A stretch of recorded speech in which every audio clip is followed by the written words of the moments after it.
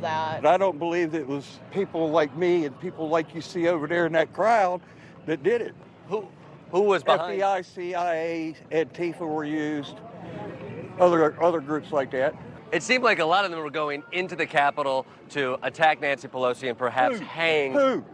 What's that? Who? Which one? The one with the bullhorns? He's not a Trump supporter. I don't care what his resume says. He's not a Trump supporter. In fact, do you remember the picture of the plane in Afghanistan with all the people running next to it? That was a balloon plane. If you look at the pictures of the real plane, and there's pieces that are missing from the real plane to that plane. So you're saying there's a conspiracy around the Afghanistan withdrawal?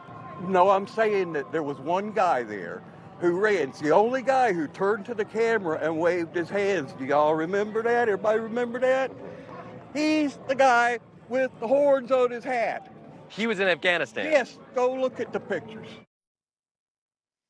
Out front now, John Avlon, CNN senior political analyst, and Scott Jennings, former senior advisor to Mitch McConnell. So, John, just to be clear here, just because I guess you need to be clear given what we just heard, the guy with the horns is Jacob Chansley, the Trump supporter, and he is not in Afghanistan right now. He is actually in jail.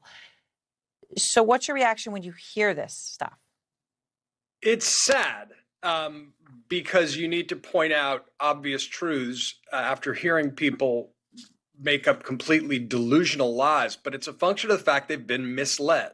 Yeah. It's a function of the fact this, interview by Jordan Klepner is these folks, it is hard not to use the word cult when you see the way they've embraced this alternate reality completely. And it's the downstream effect of the big lie. And it's why Republicans need to recognize and confront the fact they're dealing with a cult. And when they play footsie with the big lie because they think they can benefit politically, they're playing footsie with fanatics. And these folks will turn on them. This is dangerous lies being disseminated through our body politic. It doesn't represent Iowa, but it represents a core cadre of folks who were at this Trump rally.